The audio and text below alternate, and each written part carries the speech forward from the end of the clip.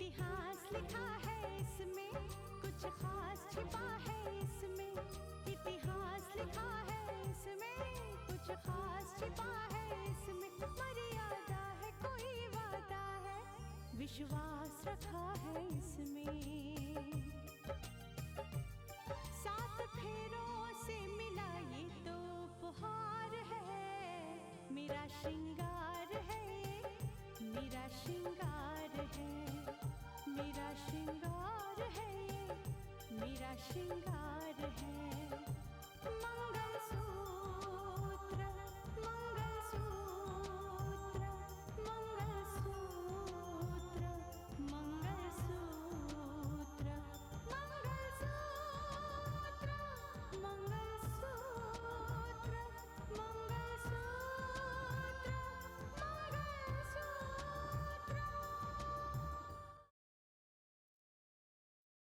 पापा, हर बार मेरी बर्बादी की वजह आप ही क्यों बनते हो? हर बार मेरे दुखों की बुनियाद आप ही के हाथों से क्यों होती है? सवाल को ज्यादा तोड़ मरोड़ के पेश मत कीजिएगा। तुम अच्छी तरह से जानती हो कि मंजिल तक पहुंचने के लिए रितिका ने कितनी मेहनत की। उस ऑर्डर को इसलिए रोक दिया गया था क्योंकि रितिका राकेश की विधवा है। वो विधवा क्या हुई कि हर रिश्ते ने उसे ठोकर मार दी?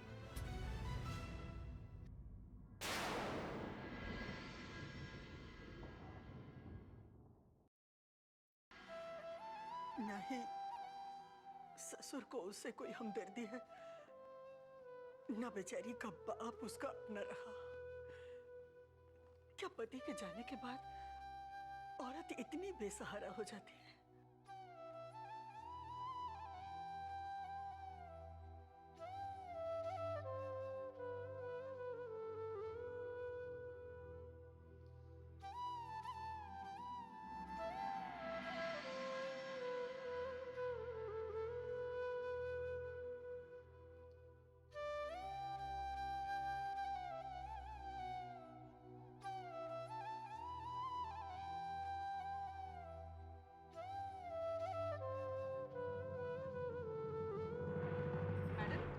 सुना है आपका ज्वाइनिंग रुक गया है जी तो क्या आप ज्वाइन नहीं करेगी?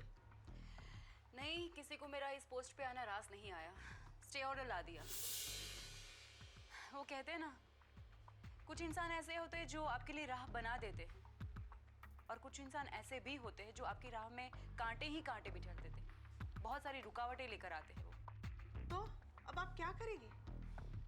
मैंने तय किया है, मैं हार नहीं मानूंगी, लड़ूंगी, हर मुश्किलों से लड़ूंगी। हाँ हाँ, मुझे राकेश जी के केस से जुड़ी जानकारियाँ सीआईडी से मंगवानी पड़ी, क्योंकि बाद में वो केस सीआईडी में भेज दिया गया था। हाँ मैडम, राकेश जी के घर में जब पुलिस ने पहली बार छापा मारा था और तब उनके घर से जो हथियार बरामद हुए थे,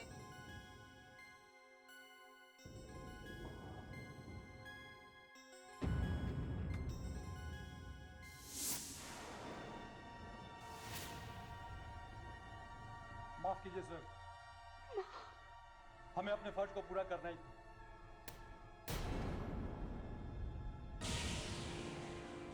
चलिए।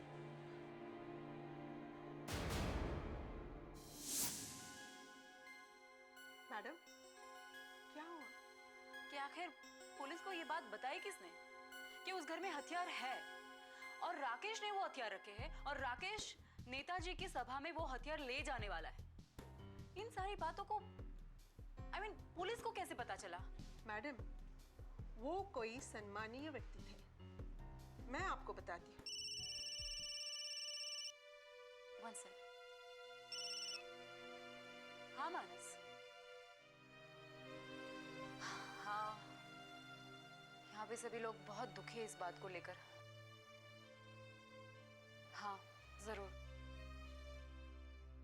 मैं घर पे आकर मिलती हूँ। ठीक है, मैं फोन रखती हूँ अभी। Okay bye. हाँ मैम। मैडम, पुलिस को फर्स्ट हैंड इंफॉर्मेशन जिसने दी थी, उनका नाम है गुलशन शाह।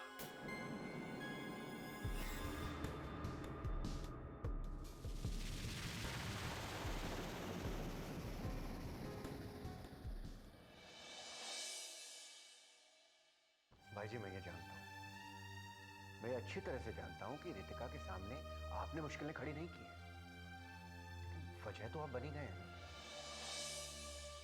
सूर्या, मैं जानता हूं कि फर्ज और जज्बात के बीच की इस लड़ाई में मुझ पर उंगलियां उठेंगी, लेकिन मैं अपने फर्ज से मुंह नहीं मोड़ सकता, तो बस नहीं मोड़ सकता। हम नहीं चाहते कि आप आपके फर्ज से मुंह मोड़िए, लेकिन कानून के फर्ज के साथ साथ आपके बाप होने का फर्ज अदा कीजिए। नेहा, ये क्या कह रही हो तुम? अपना कौन सा फर्ज इन्होंने नहीं निभाया? मैंने कभी नहीं देखा कि इन्होंने अपने किसी भी फर्ज के साथ कोई भी समझौता किया हो। लेकिन आज समझौता हो रहा है, चाहे वो रितिका की जिद क्यों ना हो। उसकी जिद के आगे आप सबने सिर झुका दी। देखिए क्या है ना भाई जी, वो अब ये स्नेहा की सोच भी ठीक ही है। ये राकेश नाम का शब्द जो जुड़ा हुआ है ना रितिका के साथ में, यही सारी मुसीबत की जड़ है। लोग आज भी उसे राकेश की विधवा के नाम से जानते हैं। राकेश के घर वालों ने तो रितिका को यहाँ छोड़ ही दिया, लेकिन आज भी जब चर्चा रितिका के बारे में होती है तो राकेश के नाम की होती है, क्योंकि आज वो राकेश की विधवा है। मुझे समझ में नहीं आता कि आखिर आप लोग चाहते क्या है? हाँ, क्या चाहते हैं आप लोग?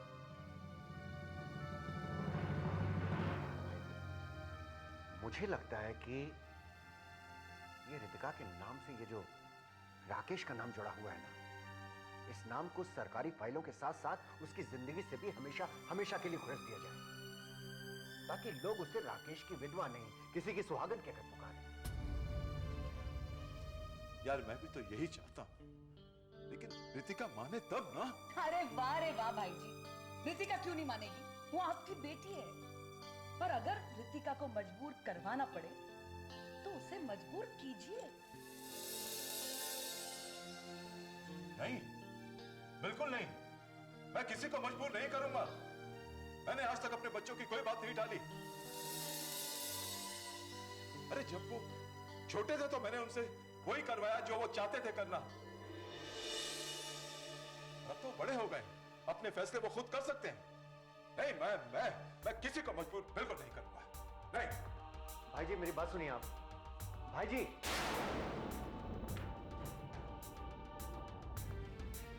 क्यों नहीं समझ रहे हैं कि अगर रितिका मान जाती है तो हम सबकी मुश्किलें बहुत आसान हो जाएंगी।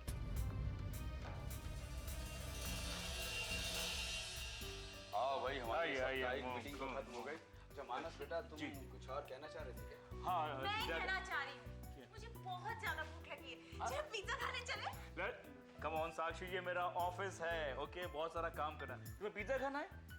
नुक्कड़ पे एक बहुत बढ़िया पिज्जा वाला। अरे रितिका बेटी, नमस्ते अंकल। नमस्ते। नमस्ते आंटी। हाय। हाय। रितिका बेटी, ये क्या सुन रहा हूँ मैं? भाई जब मानस ने बताया कि तुम कलेक्टर बनने वाली हो, बड़ा फख्र हुआ, लेकिन अचानक ये। मुझे लगता है कि कलेक्टर बनने में जो रुकावटें आ रही हैं उसके पीछे वजह कुछ और है।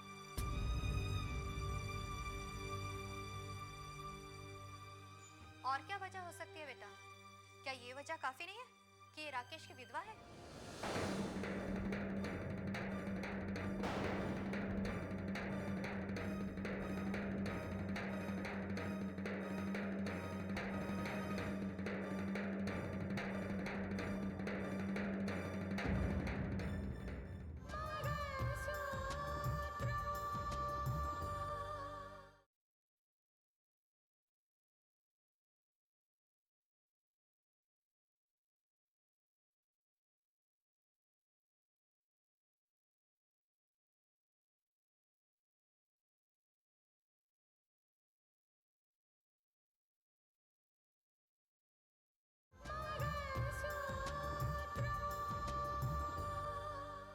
और क्या वजह हो सकती है बेटा?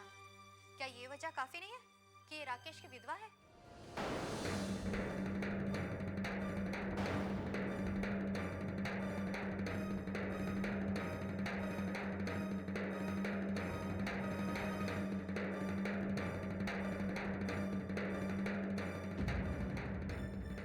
चुप रहो। अरे तुम कहीं भी कुछ भी बोल देती हो। कम से कम ये तो देखो कहाँ बोल रही हो, किसके सामने बोल रही हो।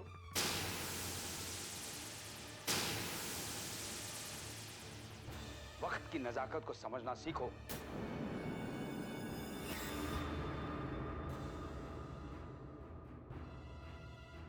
अरे भाई, क्या विधवा कलेक्टर नहीं बन सकती? ये तो किसी इंसान की काबिलियत पर निर्भर करता है। ये रितिका की काबिलियत है जो आज इस मुकाम तक पहुंची।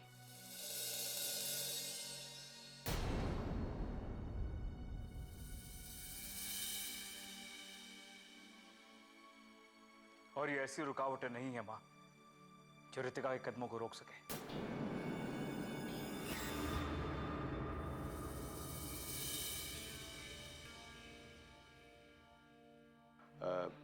रितिका बेटा, ये इस स्टे ऑर्डर को कैंसिल करवाने के लिए तुम क्या कर रही हो? तुमने कुछ सोचा है?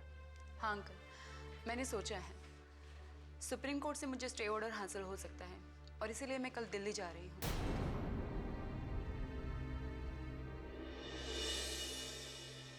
मैं यही तो तुमसे कहने वाला था। देखो, वहां मेरे एक वकील दोस्त हैं, मिस्टर बाटली वाला। तुम कहो तो मैं उनसे बात कर लेता हूँ। जी अंकल। रितिका, तुम्हें जिस काम के लिए मैंने बुलाया था वो बात तो करनी रही गई।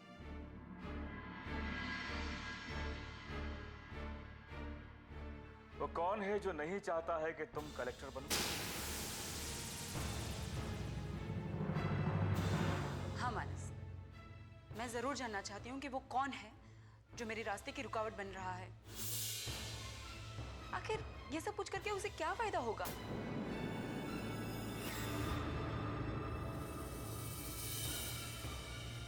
वो कहता है कि वो देश और समाज के लिए ये सब कर रहा है। उसका नाम है समाज सेवक गुलशन शाह।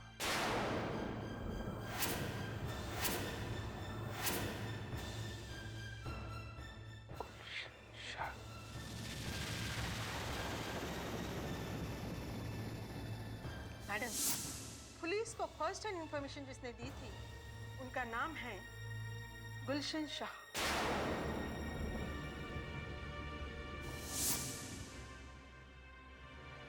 रितिका बेटी, क्या सोच रही हो? कुछ नहीं अंकल। इसे कहते हैं खेलना। वो कलेक्टर बनना चाहती थी ना, पर हमने उसके ज्वाइनिंग ऑर्डर पर स्टे लगाकर उसके इरादों पर पानी ही फेर दिया। सर, आपने स्टे ऑर्डर तो ले लिया और न जाने क्या सोच के जज ने आपको स्टे ऑर्डर दे भी दिया। अरे स्टे तो उसे देना ही था। उसने राकेश को अगर सजाए मौत सुनाया है तो सजा का मान भी रखना ही है भैया, तो स्टे तो उसे देना ही था। लेकिन सर, वो लोग खामोश नहीं बैठेंगे, बिकॉज आप तो ये जानते हो कि इस स्टे को खारिज कराया जा सकता है सुप्रीम कोर्ट से। हम जानता हूं डाली, अच्छी तरह जानता हूं, तभी तो इसे राघव को यहां बुलाया है। ये किस दिन काम आएगा? हाँ? कल था शनिवार, आज है रविवार और कल होगा सोमवार।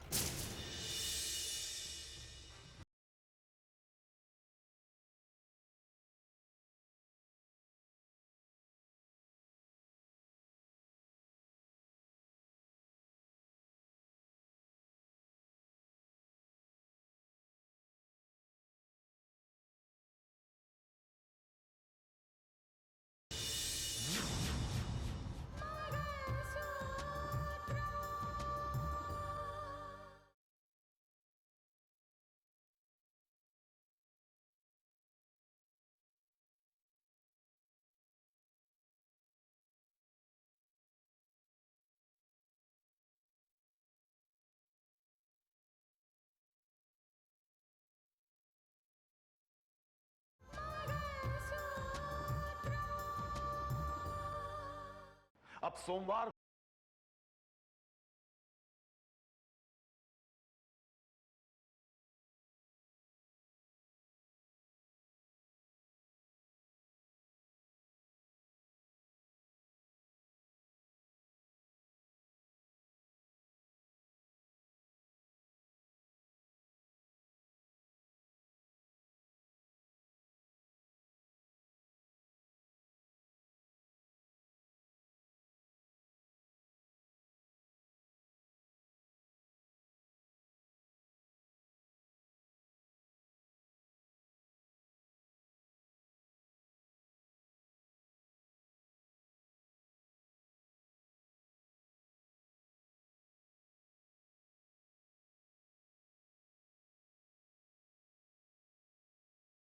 रखो, उस घर में से कोई भी हवाई अड्डा न पहुंचने पाए।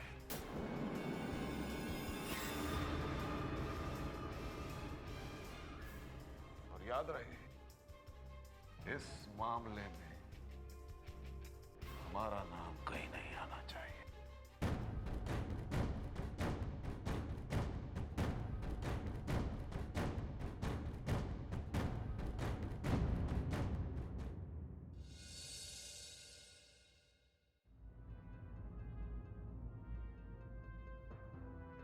कितनी बार कहा है रितिका से कि जब भी लेट हो जाए कम से कम एक फोन तो कर दिया करे। नहीं, ये बच्चे भी ना कभी नहीं समझते कि माँ बाप को कितनी चिंता होती है। अब वो बच्ची नहीं रही दीदी, अब तो वो कलेक्टर बनने वाली है। अब तो ये आदत आप डाल ही दो।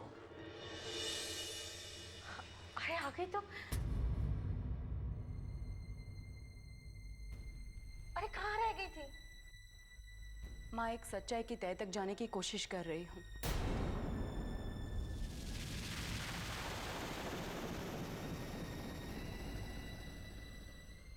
किस सच्चाई की बात कर रही हो तुम?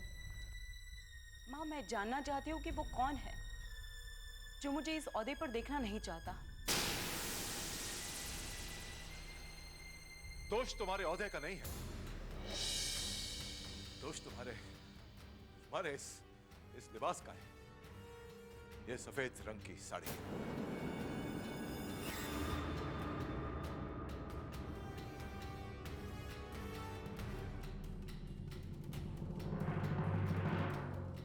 ये सफेद रंग की साड़ी जिसे बुना तो सूत से गया है, लेकिन इसके हर धागे में राकेश का नाम लिखा है।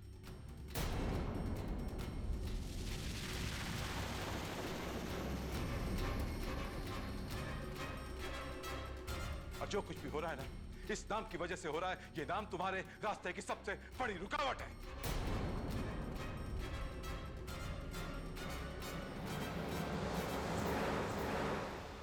ये तो अपना अपना नजरिया है पापा, अपनी अपनी सोच है। जो नाम आपके लिए रुकावट बना है ना, वही नाम मेरे लिए एक बहुत बड़ी प्रेरणा है।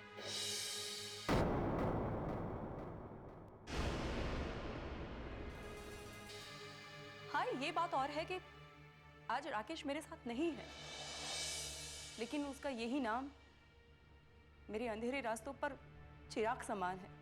जिसे तुमने चिराग समझ लिया है ना, वो चिराग नहीं है।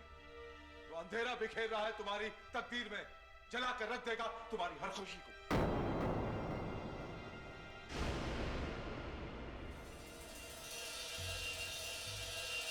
उस नाम की वजह से तुम्हारे माथे पे लिख दिया गया है कि मैं एक देशद्रोही की विधवा हूं।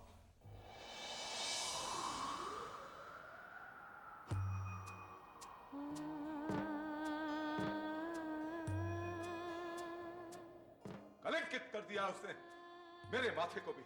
अरे समझती क्यों नहीं हो तुम?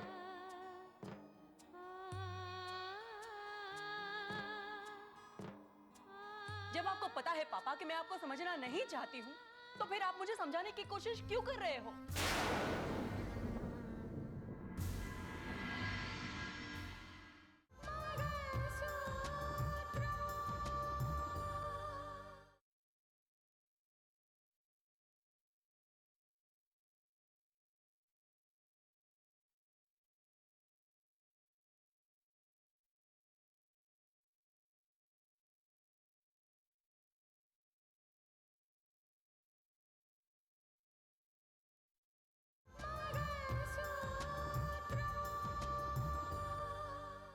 मैं आपसे आज एक वादा करती हूँ पापा, कि जिस नाम की वजह से आप अपने आप को कलंकित महसूस कर रहे हो ना, उस नाम के माथे पर से कलंक मैं मिटा कर रहूंगी। और यही मेरी जिंदगी का मकसद रहेगा। मैं वादा करती हूँ आपसे। वैसे भी राकेश के जाने के बाद मेरी जिंदगी में बचा ही क्या था?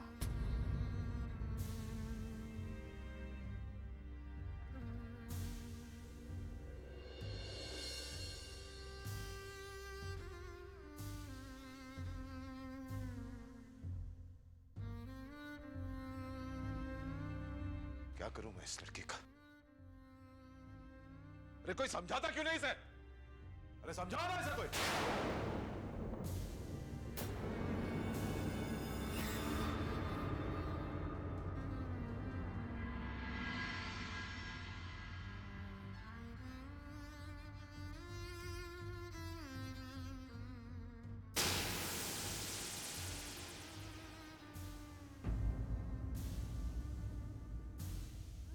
एक बात कहूं पापा, मैं जब भी आपको देखती हूँ मुझे आपका सुनाया हुआ फैसला याद आता है। ना तो मैं राकेश को भूल सकती हूँ और ना ही आपके सुनाए हुए फैसले को।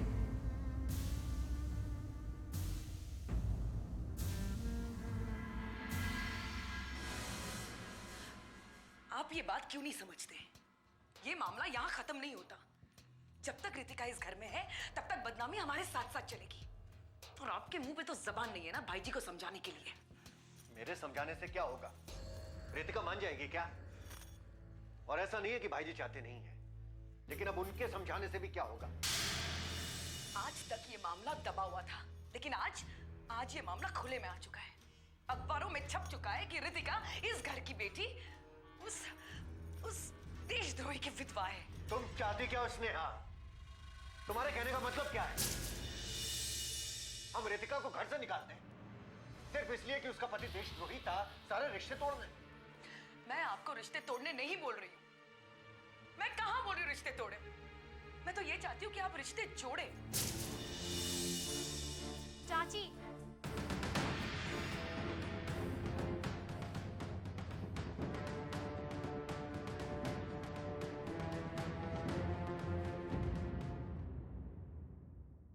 कच्चे धागे से बंधा इसमें